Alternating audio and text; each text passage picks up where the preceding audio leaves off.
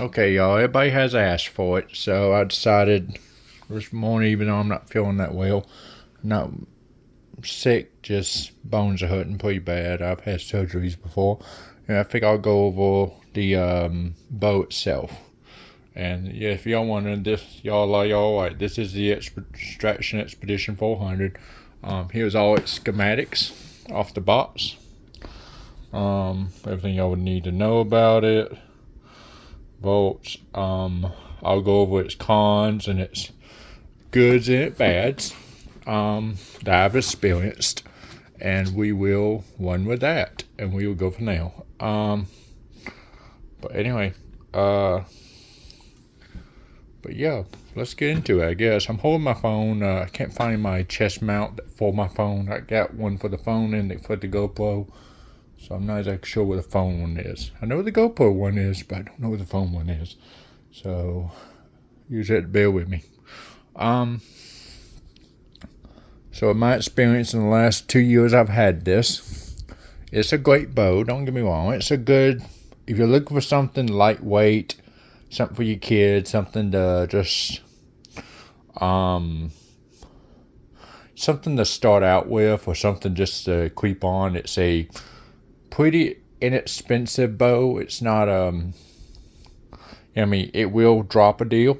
I've had misses with them. Well, I mean, I feel, they wouldn't get scared about it if it didn't get, if they didn't know what it would be or what it would do to them. But I've missed every time I shot one. But who hasn't?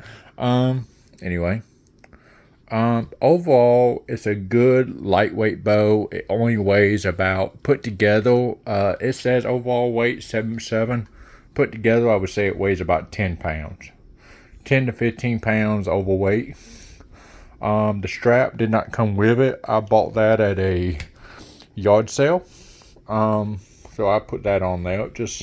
It helps it, because you think about you carrying it through the woods like this all the time, you're going to get kind of tired of it over time. You're going to get tired of walking around the woods like this all the time with it.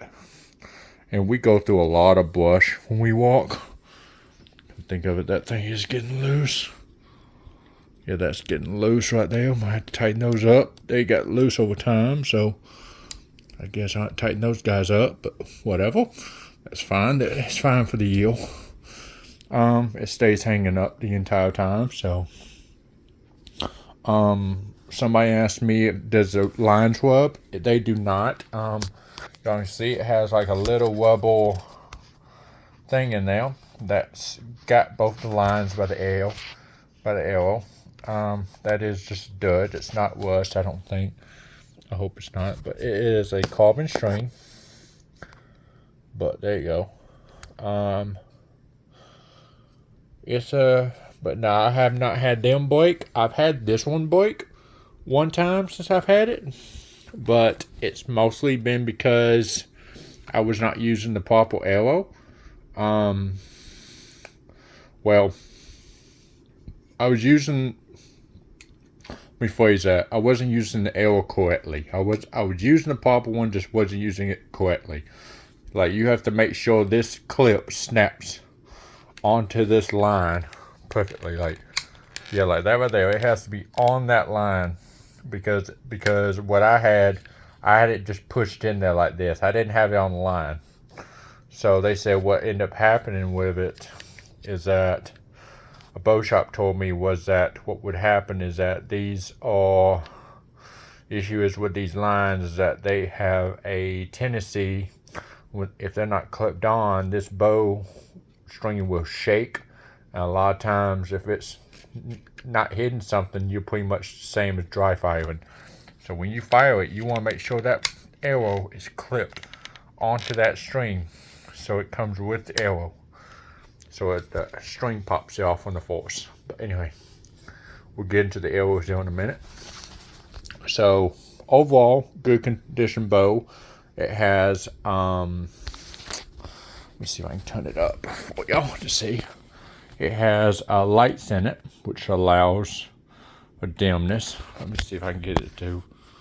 So as y'all can see, it's red there. Dimness, and then it turns a blue. That's not camera, that's the actual light inside the scope. I don't ever use them. I've never used it one time. Let me make sure it's off. Yeah, it's off. Okay. It has a focusing side like any other scope does. Rookie mistake, and I learned this the hard way. Due to all my other scopes didn't have dial away that a lot of my scopes, you just turned the my rifle scope I had, you turn the knobs to dial in your scope just right.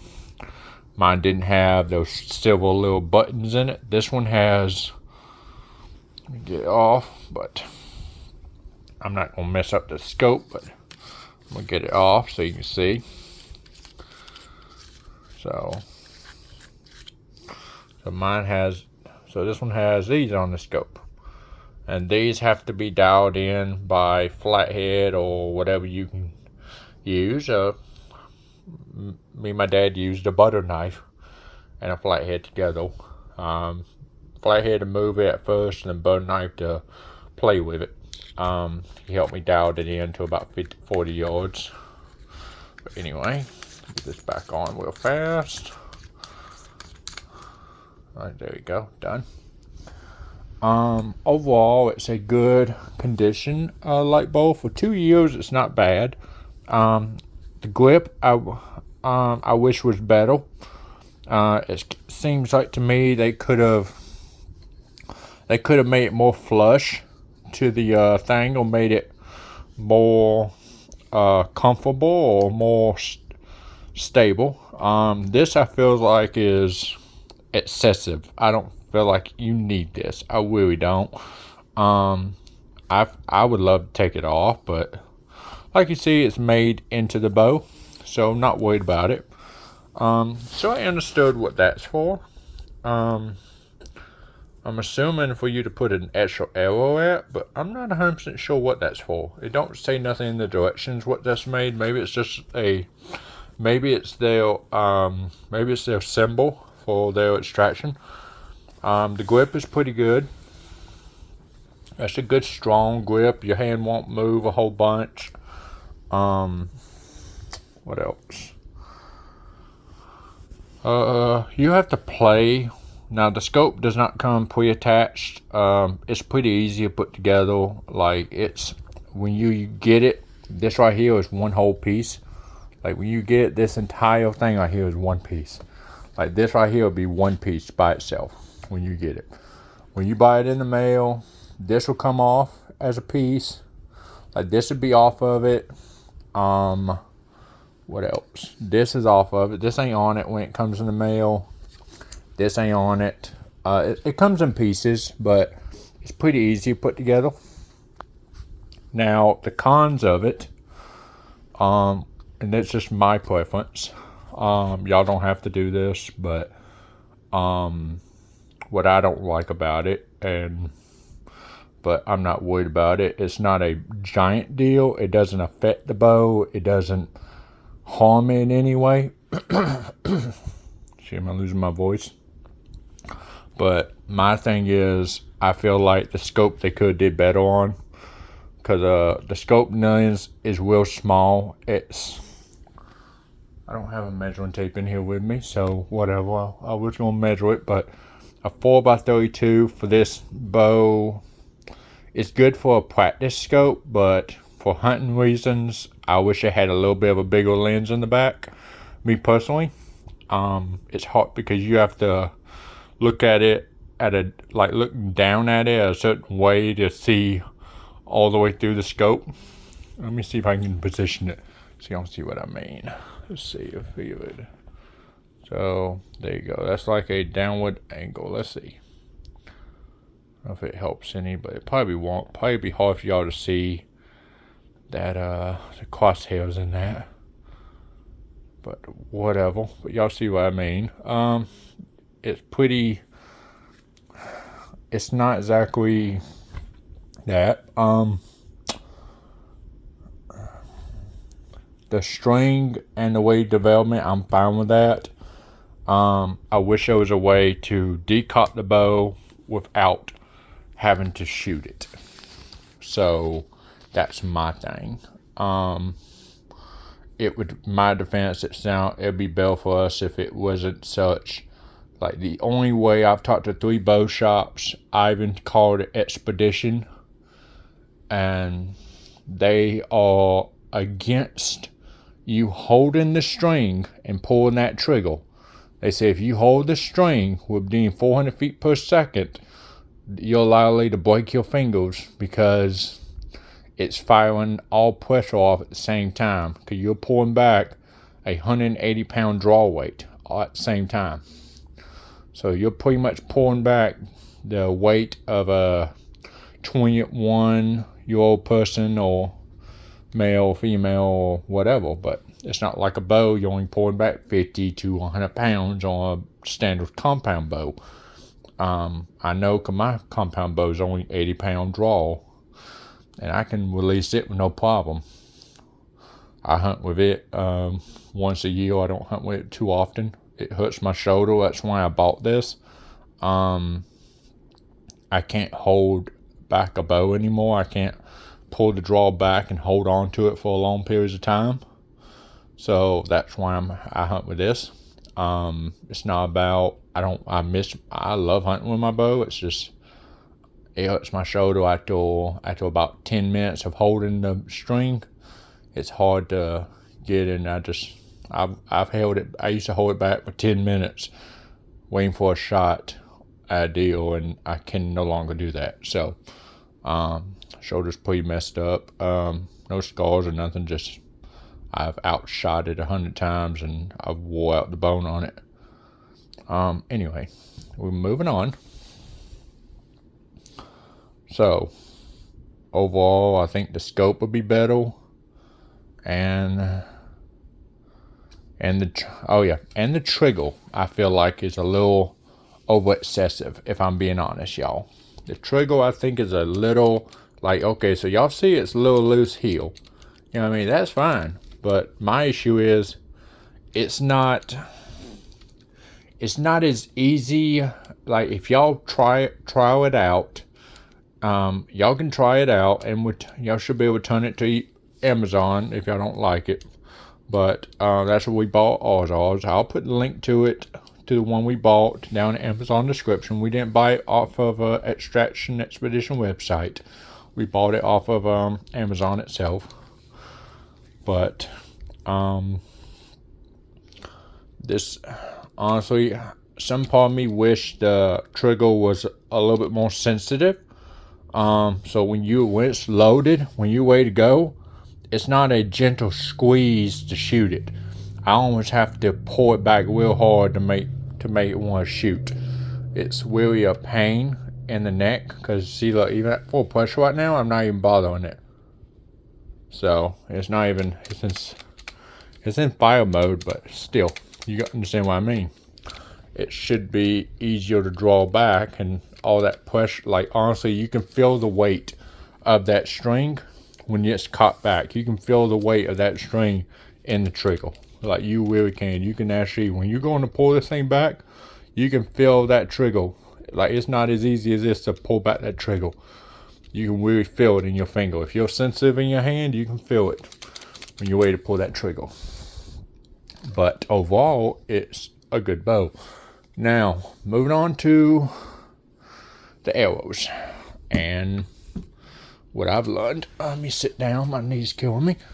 Well, y'all got to mind me for a minute. But anyway, now the quiver or the arrow holder. Alright, so what I've learned, and a lot of people are going to not like this, but these arrows, a lot of people think, oh, you know, an arrow is only $5-6. Well, every bow shop I've talked to, and this is only bent because it's been firing into a target all year. So, well, for about 3 months, my old one tore apart, so I had to get rid of it. The goods and the bads of it. The goods is, it's a good solid arrow. It's very versatile. It's fast little sucker. I give it that. Make sure you get yourself some field tips. Don't shoot it without these. You can buy a box of these off Amazon for $23, like a box of 15 of them, or a pack of 15 or whatever. Don't waste your time with the one on Academy. You only get about 5 or 6 in a pack for X amount of dollars. I would go on Amazon. Stuff is so much cheaper at a better value of the price. These are not the basic. These ain't the basic field tips you get for Expedition. Expedition field tips are rounded, kind of like a little blunt. These I have are actually I don't know if it zooms in properly, but it's actually like it actually has a point to it. This is actually made for like some hunters told me this is great for squirrel and rabbit too, because it's a pinpoint needle. It's very sharp at the tip, so I bet if you hit a squirrel with this, it ain't going nowhere. It's gonna squirm all over the arrow, but I've been wanting to try it. I haven't tried it yet. Squirrels won't stay still for about 30 seconds for me to get a shot on them, and my dad scares every single one as soon as he gets out of the stand. So I wait till we get out the stand before I'm ready to shoot one, and they all shoot up a tree as soon as he saw it getting out the stand. So, that's fun. Anyway, so when you buy these, give me a hot second, I'll grab the box, but I'll show y'all what y'all need to be buying. So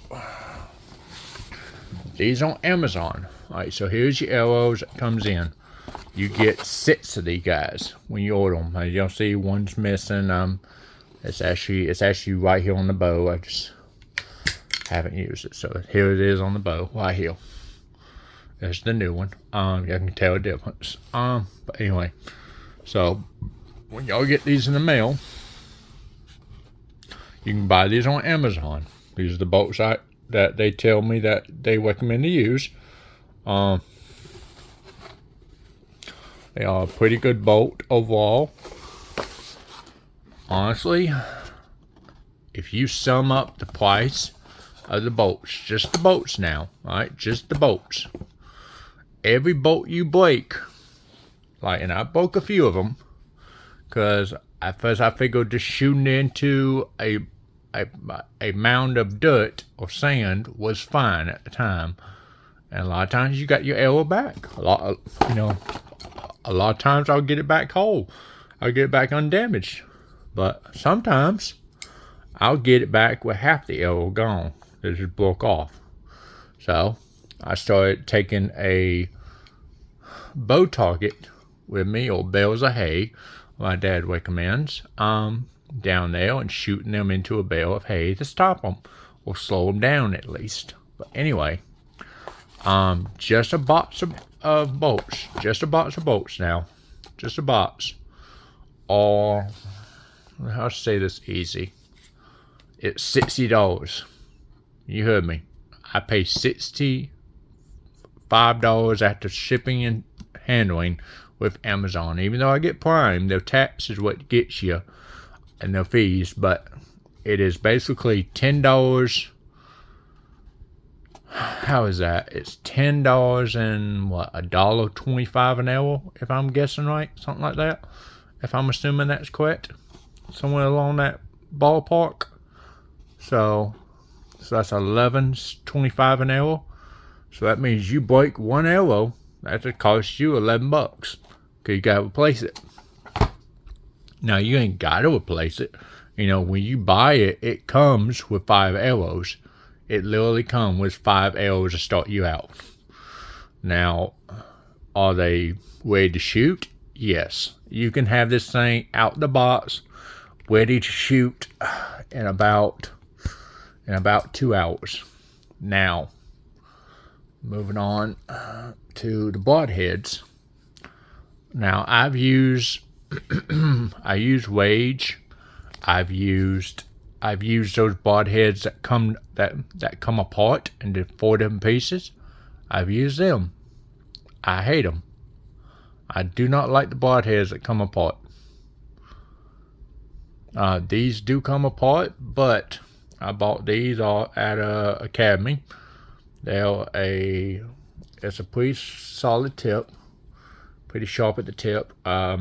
These ain't tasted no blood yet, so I haven't really we ain't seen nothing all year, or just even tried to shoot them into anything.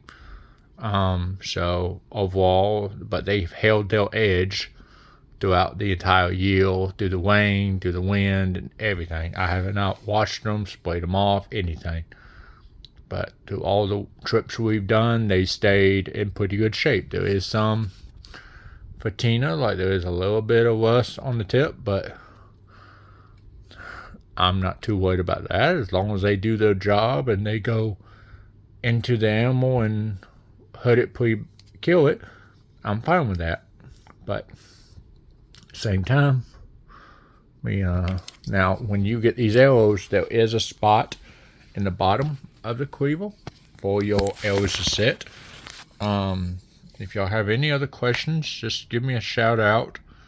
I'm pretty easy to get a hold of. If I do not see your message right away, it's because I was not paying attention at the time. I was kind of working. We buy and sell storage units for a living. That's what we do on the side of fishing and hunting. If y'all want to see more of that, just let me know, and I will continue doing it, which we are planning on doing anyway. Because right now, we are getting a lot of freezing cold temperature coming through.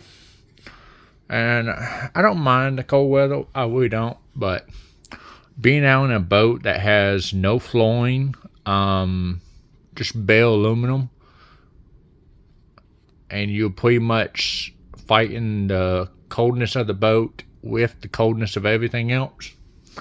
Yeah, it's really not easy to fight in general. But anyway, I'll put a link to the Amazon for this bow in the description if y'all do want to buy it. I am not sponsored by them. Y'all won't get a discount for them unless Amazon is having a discount for them.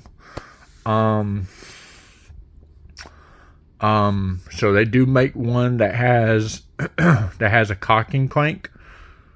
Bow shops I've talked to about that said they do not recommend it because they said it's a higher chance to dry fire the bow. Because they said usually when you cranking that thing, if that crank ever slips, or let's say your hand slips off the crank while you're cranking it up, it will automatically dry fire, which could damage the bow or hurt you at the same time.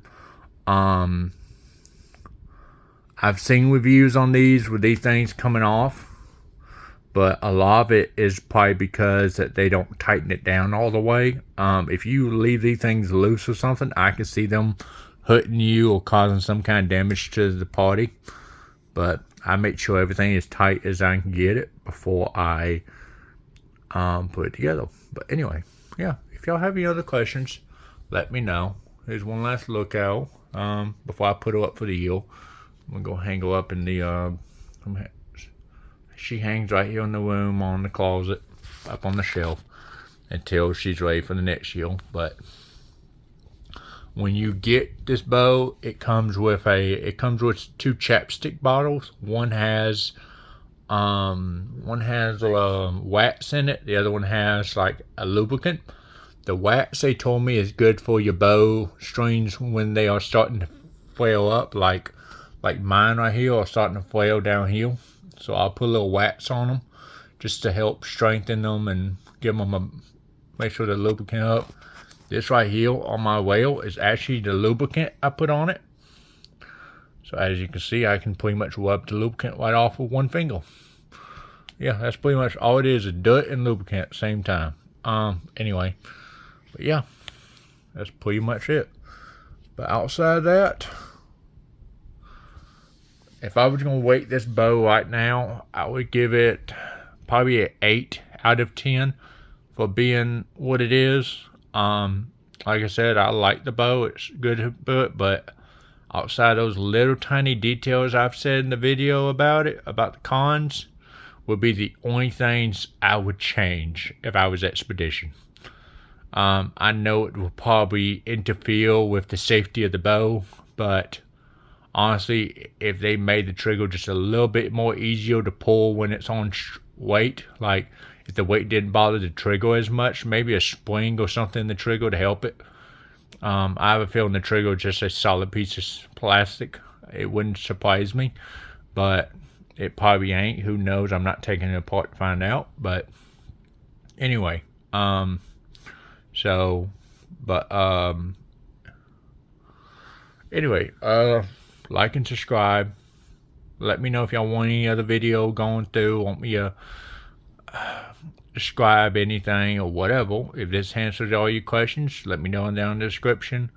Thanks for tuning in. God bless. Like and subscribe. We're trying to get this channel to 1,000 by the summer of this year. Every year around Father's Day, we go to Florida, well, Gulf Shores, Alabama, for offshore charter trip. So, if y'all interested, if y'all in Georgia or Alabama and want to go on that trip, I will put my dad's brochure in future videos. Just let me know. It's on Father's Day weekend, so that's what a lot of people ain't gonna want to do. But I ain't know where I can give y'all a discount because he does. It's his personal agreement with the captain of the boat, so it's whatever he has set up. It's what he's been doing for the last 15-20 years. So I leave everything he does on him. So, but anyway, like and subscribe. God bless, and hope to see you on the next one. Ciao. This last look at the expedition.